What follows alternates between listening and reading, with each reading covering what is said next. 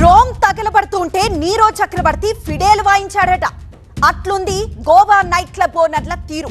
తమ సొంత club తగలబడి customers ప్రాణాలు పోతుంటే ఓనర్లు మాత్రం ఎంచక్క థాయిలాండ్ చెక్కేశారు. అగ్ని ప్రమాదం జరిగిన నెక్స్ట్ మినిట్ దేశంలో ఉండకూడదని డిసైడ్ అయ్యారు. వెంటనే ఫ్లైట్ బుక్ చేసుకుని పరారైపోయారు. అయితే 5 రోజుల తర్వాత నిందితులైన క్లబ్ యజమానులు సౌరవ్ లూథ్రా, గౌరవ్ లూథ్రాల జాడ దొరికింది. సీన్ కట్ చేస్తే కటకటాల్లోకి నెట్టేందుకు స్క్రీన్ ప్లే కూడా సిద్ధం చేసింది గోవా పోలీస్ డిపార్ట్మెంట్. ఇక భారత్ కు రావడమే తరువాయి. ఇంతకు బాధ్యత తీసుకోవాల్సిన లూథ్రా బ్రదర్స్ ఎందుకు పారిపోయారు? మళ్ళీ ఎలా దొరికారు? గోవా నైట్ క్లబ్ అగ్ని ప్రమాదంపై ముమ్మర దర్యాప్తు జరుగుతోంది. ఈ నెల 6న రాత్రి 11:45 సమయంలో బ్రిడ్జ్ క్లబ్ మంటల్లో కాలిపోయింది. అగ్ని ప్రమాదంలో 25 మంది చనిపోయారు. సిలిండర్ పేలుడుకు బాణాసంచా తోడు కావడంతో తీవ్రత పెరిగింది.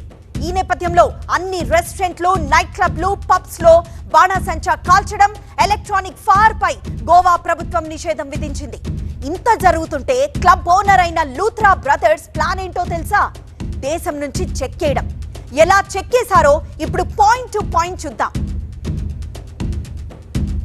డిసెంబర్ 6 11:45 గోవా బ్రిడ్జ్ క్లబ్ లో అగ్ని ప్రమాదం చోటు చేసుకుంది.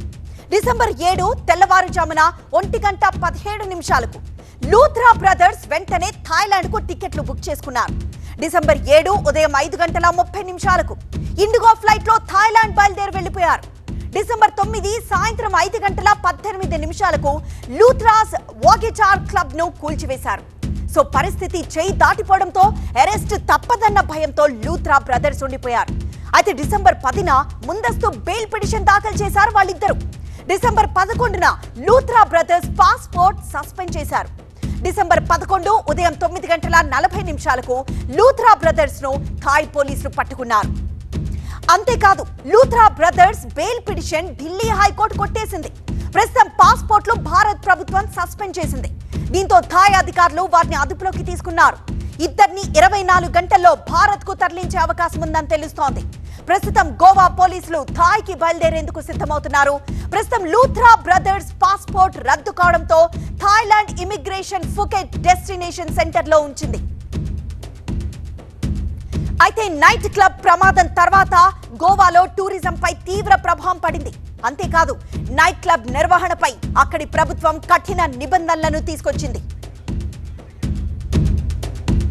నైట్ క్లబ్లు, రెస్టారెంట్లు, బార్లలో స్మోక్, హీట్ డిటెక్టర్లు, అలాంలు, స్ప్రింక్లర్స్ ఉంచాలని ఆదేశించింది. ఇవి లేకపోతే లైసెన్స్లు రద్దు చేస్తారు. ఇక 7 రోజుల్లోపు ఫైర్ సేఫ్టీ ఆడిట్ పూర్తి చేయాలి. ఫైర్ సేఫ్టీ క్లియరెన్స్ లేని టూరిజం యూనిట్లపై లైసెన్స్లు క్యాన్సిల్ చేస్తున్నారు. ఇక లిక్కర్ సేల్స్ పై పరిమితులు విధించారు. టూరిస్ట్ హాట్ స్పాట్లపై కఠినంగా చెకింగ్ చేయాలని ఆదేశించింది. సో మొత్తానికి గోవా నైట్ క్లబ్ వ్యవహారం అక్కడి టూరిజం పై తీవ్ర ప్రభావం పడింది. అసలే డిసెంబర్ ఎకానమీ బూస్టప్ సీజన్ ఇదే. అందుకే అక్కడి ప్రభుత్వం పూర్తి యాక్షన్ మోడ్ లోకి వచ్చేసింది. గోవా ప్రమాదకరం కాదన్న మెసేజ్ పర్యాటకుల్లోకి పంపేందుకు తీవ్రంగా శ్రమిస్తోంది. పర్యాటకుల భద్రతే తమకు ముఖ్యమన్న సందేశాన్ని పంపిస్తోంది.